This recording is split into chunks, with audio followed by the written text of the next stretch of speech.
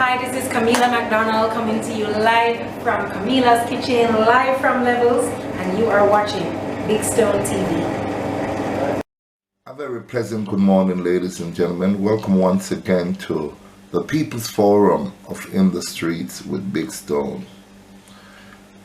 A lot of people might be wondering why I keep doing these emotionally, mentally disturbed videos about how people with disability like mental illnesses and so on are treated. There has been 3 persons shot and killed since the beginning of this year by the police who were considered to be mentally ill.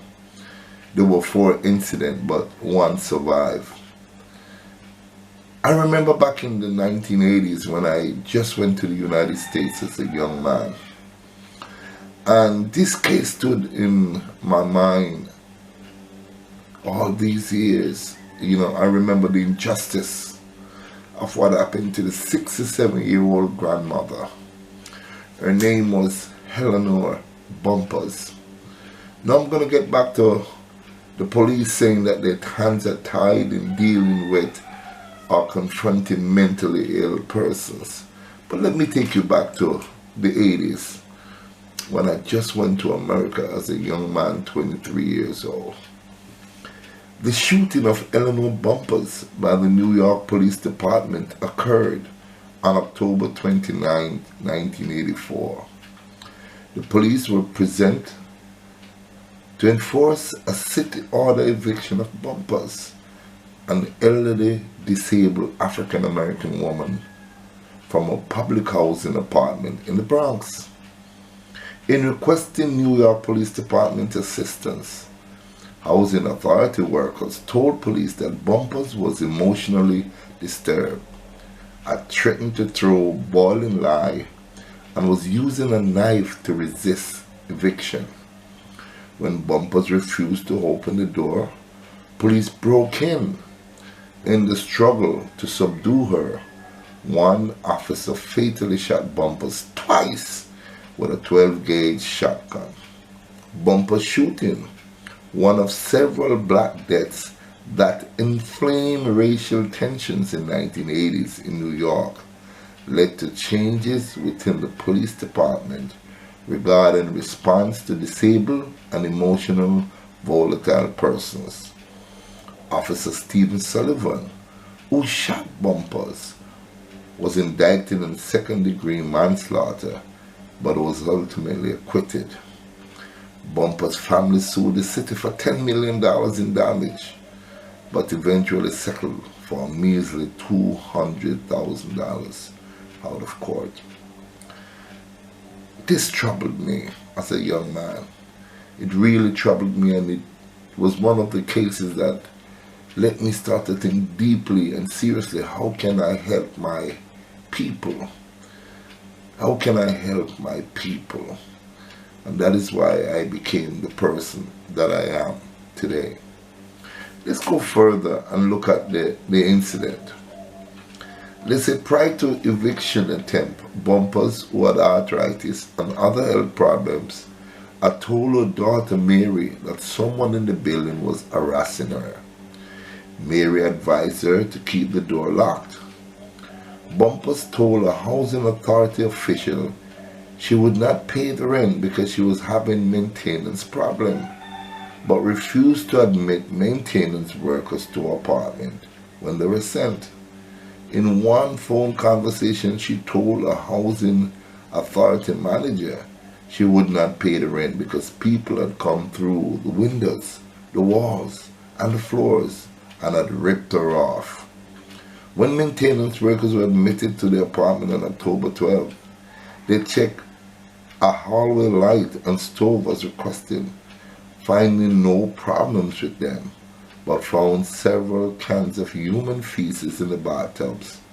Bumpurs blamed these on Reagan and his people. 4 days before the eviction attempt, the city sent a psychiatrist to visit Bumper. He concluded that Bumper was psychotic and unable to manage her affairs properly and should be hospitalized. A social service supervisor decided that the best way to help Bumpurs was to evict her first, then hospitalize her.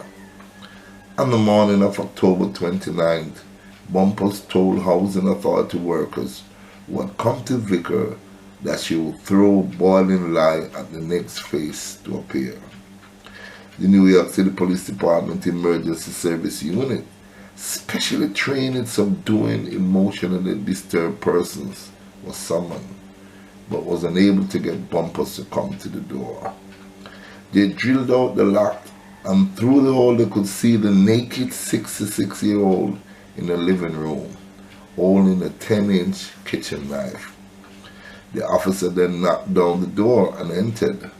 They attempted to restrain Bumpurs with plastic shields and a special Y-shaped bar, but she fought free, waving the knife and trying to slash an officer. His partner, Officer Stephen Sullivan, fired 2 shots from his 12-gauge pump-action shotgun. 1 pellet from the first shot struck Bumpurs' hand. All 9 pellets from the second shot struck her in her chest, killing her. He fired 1 shot that took the arm that held the knife. Did he have to fire another shot? Let's fast forward now to the year 2022. The police officers are saying that their hands are tied in confronting mentally ill.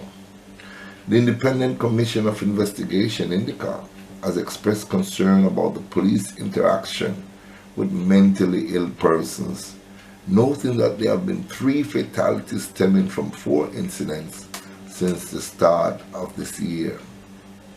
Speaking during a press conference on Thursday, INDICOM Commissioner U.S.A. said that the police were using lethal methods in their de-escalation of situations involving mentally ill people. All steps must be taken to utilize non-lethal methods to subdue and disarm, where appropriate, perceived threat to the security forces, Faulkner said, noting that there are tried and tested methods that do not include the use of a firearm. Let us stop right there. We understand that from time to time you have people who are mentally ill and they are extremely violent. And we understand that the use of deadly force in some instances was inevitable.